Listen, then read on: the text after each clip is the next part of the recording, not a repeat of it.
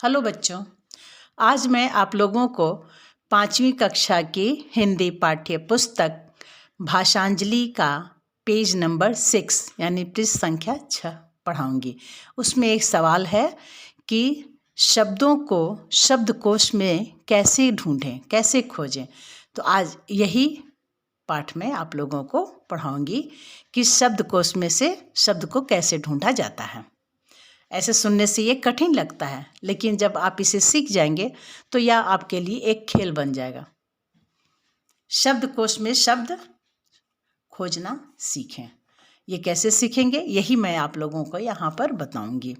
शब्दकोश को इंग्लिश में डिक्शनरी कहते हैं और हिंदी में शब्दकोश कहते हैं। शब्दकोश, कोश यानी होता है खजाना, तो शब्दों का खजाना। शब्दकोश यानी शब्दों का खजाना, यानी इसमें बहुत सारे शब्द होते हैं।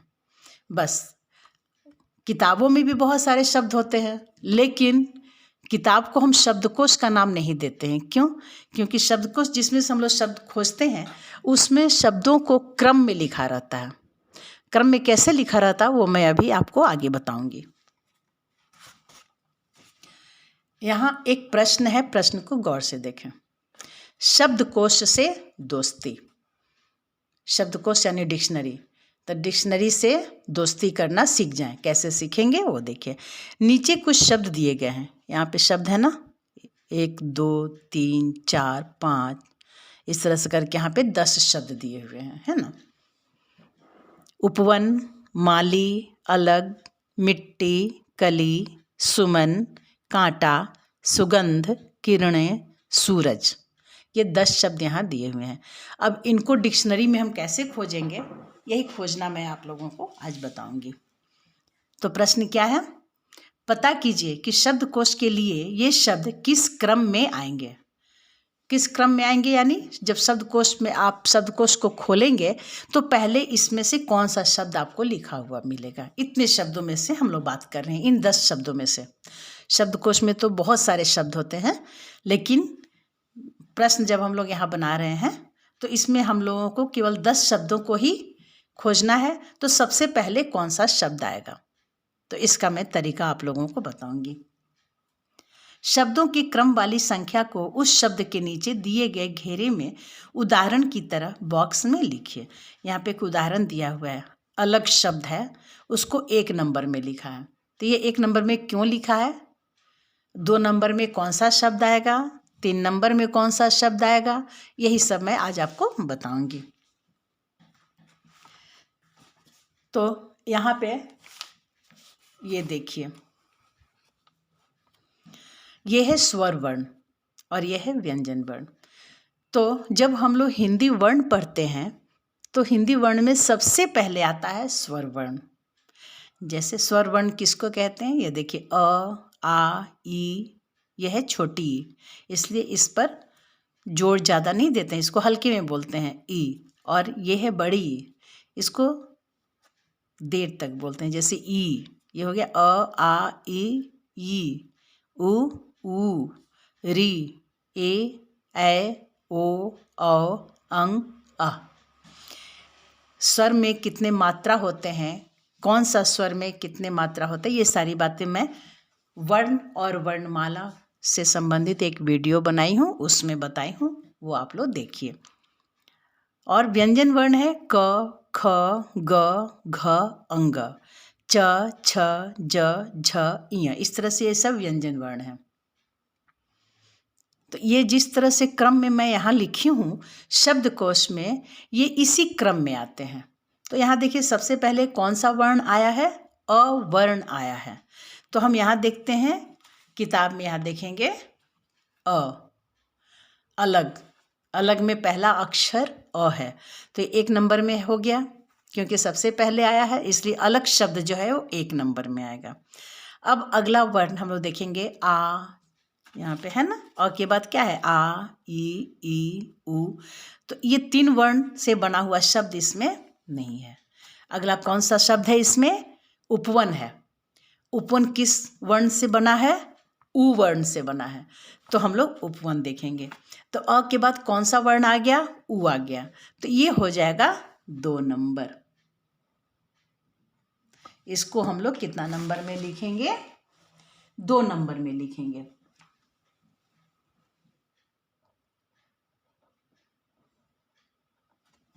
ठीक है, इसी तरह से आगे का वर्ण हम लोग लिखेंगे। अब इसके बाद देखिए माली, लेकिन माली तो यहाँ पे म बहुत नीचे में पीछे में है। हम और देखते हैं कि कौन सा शब्द है। अब अ आ ई उ री ए ओ अंग अ, इन वर्णों से बने हुए शब्द इसमें और दिखाई नहीं दे रहे हैं।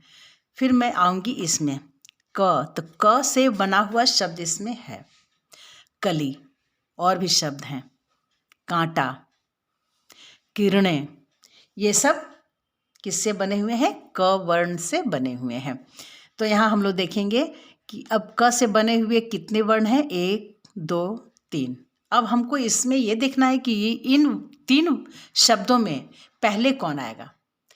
तो इसको हम लोग कैसे जांचेंगे? तो इसको इस तरह से देखेंगे, जैसे क है, क में यहाँ पे कोई मात्रा नहीं है, यहाँ भी क में कोई मात्रा नहीं है, तो इसमें आता है 12 खड़ी। 12 खड़ी समझते हैं आप लोग? जैसे क दिख रहा है, का, की,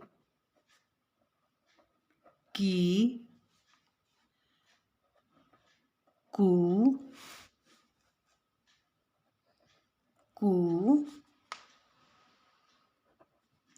के, कै,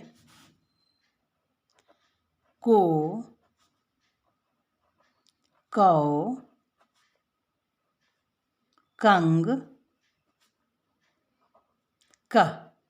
यहाँ से हम देखेंगे तो यहाँ पे सबसे पहले क है, इसलिए कली शब्द। उपवन के बाद कौन सा शब्द आएगा? कली शब्द आएगा। तो कली में हम लोग भरेंगे 3 नंबर। अब देखेंगे क के बाद यहाँ क्या है? क के बाद है का।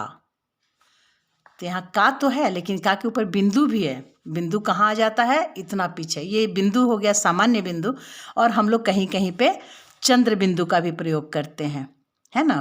कंग, इसको भी हम लोग कंगी कहते हैं। फिर इसमें आ की मात्रा लगा दिए तो हो गया कांटा। यही शब्द है ना यहाँ पे, कांटा। ये चंद्र बिंदु लगा, तो ये बाद में आएगा। यहाँ कली है, कांटा है, फिर किरणें। ये देखिए क का की, ये छोटी ई है, छोटी क में छोटी ई की मात्रा लगी हुई है। तो कली के बाद यहाँ आ जाएगा ये, कितना नंबर में आएगा? ये 4 नंबर में आएगा। यानी डिक्शनरी में जब आप इसको खोजेंगे तो सबसे शुरू में आएगा आपको अलग शब्द, उसका बाद और पेज पलटेंगे, ऊ आएगा, उपवन शब्द, उसको देखेंगे। फिर उसके बाद और पलटेंगे पन्ना, तो देखेंगे कली है तो कली शब्द आएगा। उसके और आगे होगा किरणें, फिर उससे और आगे होगा कांटा। तो ये हो जाएगा, कांटा हो जाएगा 5 नंबर में। अब हम लोग देखते हैं क के बाद और कौन कौन सा शब्द बच गया। यहाँ है माली, ये है मिट्टी, सुमन, सुगंध, सूरज। अब इन शब्दों में 5 शब्द तो निकल गए। अब इन 5 शब्दों में हम देखेंगे कि कौन सा शब्द का पहला वर्ण पहले आया है। जैसे माली, मिट्टी, सुमन, सुगंध, सूरज, इसमें म पहले आता है कि स पहले आता है? म से बने हुए 2 शब्द हैं और स से बने हुए 3 शब्द हैं। तो हम लोग इसमें क्या देखेंगे कि पहले म आता है कि पहले स आता है। अब यहाँ देखिए, यहाँ हम लोग देख रहे हैं क ख ग घ अंग, इस तरह से करते करते देखिए प फ ब भ म यहाँ आया है और ये है स और नीचे आया है। तो पहले कौन सा शब्द आएगा? म से बना हुआ शब्द। तो हम लोग म से बना हुआ शब्द को अब देखेंगे।